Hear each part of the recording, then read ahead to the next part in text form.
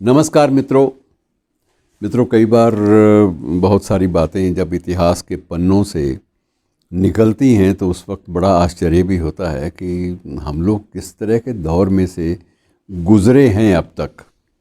और ये चीज़ें सबसे ज़्यादा जो सामने आई हैं वो इसलिए भी सामने आई हैं कि अभी हाल ही में केंद्र सरकार की ओर से एक बात की पुष्टि हुई है कि एक हर मंत्रालय का एक संसदीय दल होता है, वो आपको मालूम है।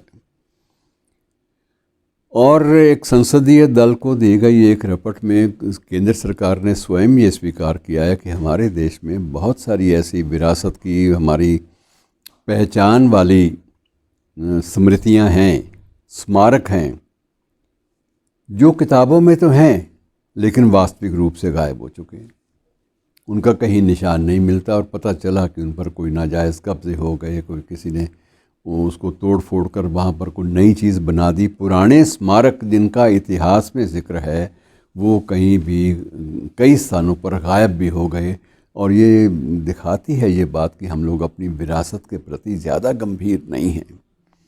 इसी संदर्भ में मैं एक दिलचस्प किस्सा आपसे बांटना चाहता हूँ। वो ये भी है कि क्या आप सोच सकते हैं कि ताजमहल की नीलामी भी एक बार हुई थी। ताजमहल की नीलामी, ये मैं कोई आपको अफवाहों के आधार पर नहीं बता रहा, बल्कि ये इतिहास का हिस्सा है, इतिहास का पन्ना है। जब ईस्ट इंडिया कंपनी का साम्राज्य था कलकत्ता में, तो उस वक्त विश्व युद्ध के समय बहुत सारा ईस्ट इंडिया कंपनी को भी वित्तीय संकट का सामना करना पड़ा था। बहुत ज़्यादा गंभीर संकट हो गया था, क्योंकि जो सेनाएं भेजी गई उनके वारिसों को भी मुआवजे देने और सारी बातें करनी, और उसके अलावा जो सप्लाई वहाँ ब्रिटिश सेनाओं को दी गई उसकी पेमेंट, उसकी जो अदायगी है वो भी ना हो पानी। ये सारे संकट जब British India east India company के सामने आए तो उन्होंने सोचा कि अब आय के साधन तो बढ़ाने पड़ेंगे, और चारा क्या है। उन दिनों में यहाँ पर लॉर्ड बेंटिंग का वक्त था, साम्राज्य था। साम्राज्य क्या, उन दिनों में वायसराय होते थे जो कि ब्रिटिश सरकार नियुक्त करती थी, और वो लोग आकर सारे देश का जो भी उनके अधिकार क्षेत्र में देश जो आया है उस देश का पूरा वो प्रशासन वो संभालते थे। लेकिन ईस्ट इंडिया कंपनी अपने तौर पर अलग व्यवसाय भी करती थी। इसमें कोई संदेह नहीं है कि ब्रिटिश सरकार की अनुमति से इस कंपनी ने यहाँ पर साम्राज्य के लिए वित्तीय संसाधन भी जुटाया और अपना मुनाफा भी कमाया, और यहाँ लूट भी बहुत सारी ऐसी बहुमूल्य वस्तुओं की जो कि ब्रिटिश साम्राज्य के ख़जाने में आज भी जमा हैं। उनमें कोहिनूर भी था। बहरहाल बात मैं कर रहा हूँ ताजमहल की। उन दिनों लॉर्ड बेंटिंग ने ये योजना बनाई कि अगर थोड़ा सा हिम्मत की जाए तो जैसे आगरा का एक किला जो था उसके कुछ संगमरमर के पत्थर जो हैं वो बाहर नीलाम किए गए, तो उनसे 4 पैसे अच्छे आ गए। तब दिमाग में उनके आया कि ब्रिटिश वायसराय के दिमाग में कि अगर ये ताजमहल को ही टुकड़े टुकड़े करके बेच दिया जाए तो इससे बहुत आय होगी। लेकिन जब ये देखा गया कि ताजमहल को तोड़ने के बाद जो संगमरमर की सिलियाँ होंगी उनको इंग्लैंड तक पहुंचाने का खर्चा इतना ज़्यादा हो जाएगा कि सारा मुनाफा तो वहीं ख़त्म हो जाएगा।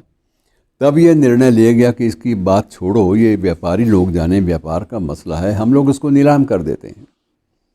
और नीलामी की बाकायदा जो शर्तें हैं वो भी घोषित कर दी गई कि ताजमहल की नीलामी होगी, और नीलामी जो है इसका सारा का सारा प्रबंधन ईस्ट इंडिया कंपनी करेगी। इसकी जो आय है जितनी भी होगी वो ब्रिटिश सरकार के खाते में भी जाएगी, और ईस्ट इंडिया कंपनी को भी उसके काम के बदले जो मुनाफा उनका बनता है मिल जाएगा।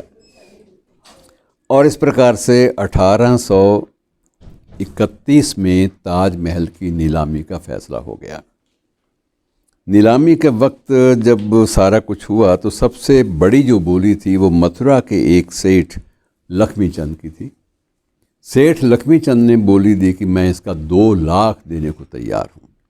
अब 2 लाख आप 1831 की बात और 2 लाख का अंदाज़ा लगा लीजिए। आज की वक्त के हिसाब से तो वो करोड़ों और हो सकता है कि कहीं कहीं अरबों की बात भी चली जाए, लेकिन ताजमहल का इस तरह से मूल्यांकन, इस तरह से उसकी नीलामी का सिलसिला, ये कभी सोचा भी किसी ने नहीं होगा। लेकिन नीलामी की बात जब हुई और उसके बाद ये खबरें इंग्लैंड में भी पहुंची, तो वहाँ प्रशासकों ने, वहाँ शासक वर्ग के लोगों ने भी इसका विरोध किया कि आप वहाँ इसको नीलाम करके भी क्या लेंगे।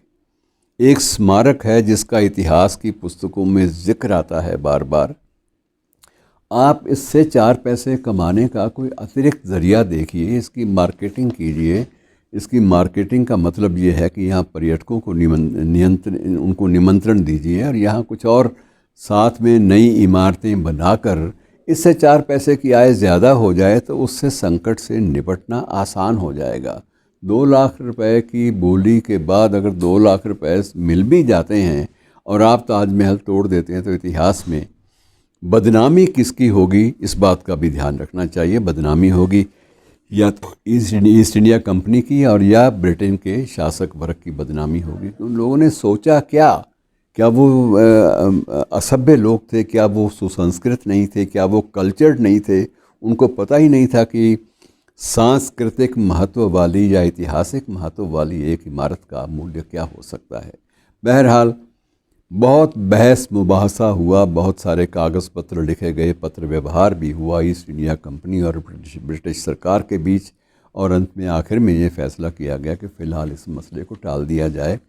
एक तो 2 लाख रुपए से कोई बहुत लंबा चौड़ा लाभ नहीं होना, लेकिन इसके बाद भी ये एक बार फिर ये नीलामी की बात चली कुछ वर्षों का अंतराल देकर, और नीलामी देने वाला वही मथुरा का सेठ था। उसने इस बार 15 लाख रुपए की बोली दी, और जब 15 लाख की बोली की बात सामने आई तो उस वक्त बहुत सारे शासक वर्ग के लोगों को भी लगा कि ये तो बात ठीक है, इससे बात तो बन सकती है। लेकिन किसी ने ये बात बीच में से एक समाचार के रूप में या एक अफवाह के रूप में एक सामने ला दी, प्रचारित हो गई ये बात कि ये सेठ ने ये राशि वृंदावन में कुछ मंदिरों के निर्माण के लिए अपने धर्मादे से, अपने दान पात्रों में से निकाल कर एकत्र की थी, जो लालचवश वो अब ताजमहल की ख़रीदारी पे लगाना चाहता है। अब उस वक्त जब बात चली तो लोगों ने एकदम से विरोध किया, संत महंत सारे इकट्ठे हो गए, और एक तो उनका विरोध जो था वो इतना तीव्र था कि उन्होंने कहा कि जो राशि धर्मादे में या दान में मंदिरों के निर्माण के लिए एक तयशुदा निर्धारित रूप में अलग की गई है, अपनी आय में से एक व्यक्ति ने या एक संस्थान ने अलग की है, उसका जो प्रयोग है ताजमहल जैसी पुरानी इमारत को ख़रीदने में लगाना, ये तो बात गलत है। तो उस वक्त फिर यही संकट खड़ा हुआ और इस बात की परमिशन, इस बात की अनुमति नहीं मिल पाई। और उसके साथ साथ ही ये भी था कि जब नीलामी की बात का पता चला तो ताजमहल के आसपास जितने भी बसे हुए लोग थे उन सब ने भी अदालत की शरण ले ली। उनकी भी एक बात थी कि हम इस नीलामी को नहीं होने देंगे, क्योंकि हम उन्हीं कारीगरों के वंशज हैं, उन्हीं के परिवारों में से आगे हैं। हमारे पास इस बात का प्रमाण है जिन कारीगरों ने ताजमहल का निर्माण किया था। तो हमारी तो पहचान ही ये ताजमहल है। अपनी हमारी इस पहचान को हम लोग किस तरह से, कैसे हम जाने दे सकते हैं, ये तो मुमकिन नहीं है।